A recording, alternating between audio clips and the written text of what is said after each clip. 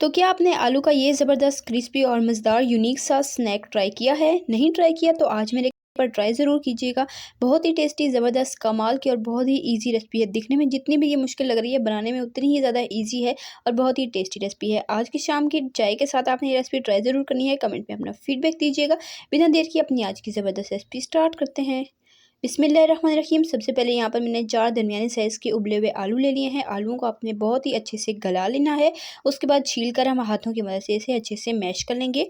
बिल्कुल fine mash करना है कि इसमें आलू का चंक्स नहीं होना चाहिए। अगर आपसे ना हो तो आप ग्रेट भी कर सकते हैं। हरी मिर्च फ़ाइन चॉप की हुई 2 अदद मैंने इसमें शामिल कर दी हैं, तकरीबन 1 टेबलस्पून। और हरा धनिया इसमें जाएगा 2 से 3 खाने के चम्मच। साथ इसमें जाएगा भुना कुटा ज़ीरा हाफ़ टी स्पून, कुटी लाल मिर्च 1 टीस्पून, अजवाइन हाफ़ टी स्पून, पिसा गरम मसाला हाफ़ टी स्पून, नमक जाएगा 1 टीस्पून और लेमन का जूस इसमें जाएगा 1 टेबलस्पून। ये शामिल करके अच्छे से इसे हम हाथ की मदद से या चम्मच की मदद से मिक्स कर लेंगे। और यहाँ पर आप देख भी सकते हैं इसका टेक्सचर। आलू अपने अच्छे से मैश करने हैं ताकि हमारी रेसिपी बिल्कुल भी ख़राब ना हो। अब हाथों पर हल्का सा ऑयल लगा लेंगे और इस तरह से एक स्पून की मदद से थोड़ा सा मिक्सचर लेकर पहले हम इसकी बॉल बना लेंगे। उसके बाद यहाँ पर हमने जो पॉप्सिकल स्टिक होती है वो ले लेनी है और उसके ऊपर हमने ये आलू का मिक्सचर लगा लेना है और इस तरीके से सारी शेप बना लेनी है। तो देखा आपने कितनी इजीली इसकी हमने शेप रेडी कर ली है। सेम तरीके से बाकी बना लेंगे। एक और तरीका दिखा देती हूँ। पहले आप बॉल बना लें, उसके बाद इसके अंदर स्टिक को इंसर्ट करके तो फिर आपने इसको रोल कर लेना है। और इसी तरह से सारी की सारी यहाँ पर मैंने पोटैटो स्टिक्स तैयार की हैं। तो ये बहुत ही टेस्टी और बहुत ही ज़बरदस्त सा स्नैक है।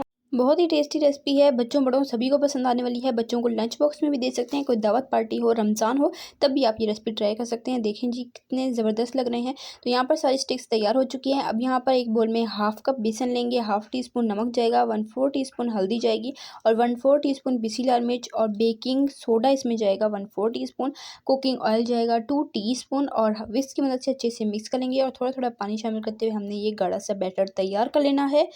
तो बेकिंग सोडा का मैंने यहाँ पर यूज़ किया है, बेकिंग पाउडर का हरगिज़ यूज़ आपने नहीं करना। तो बेकिंग सोडा बहुत ही थोड़ी क्वांटिटी में जाएगा, तकरीबन 2 पिंच हमने ऐड करना है हाफ़ कप बेसन में।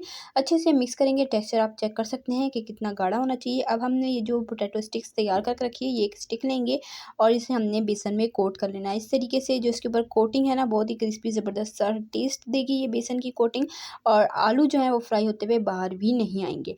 तो इस तरीके से सारी हमने स्टिक्स तैयार कर लेनी है। अब यहाँ पर ऑयल को अच्छे से गर्म कर लेंगे। जब ऑयल अच्छे से गर्म हो जाए तो हाई फ्लेम पर ही हमने ये स्टिक्स इसमें डाल देनी है। ये अपने स्नैक फ्राई कर लेने हैं। तो हाई फ्लेम पर हमने 1 से 2 मिनट इसे रखना है। उसके बाद मीडियम फ्लेम पर हमने इसे फ्राई करना है।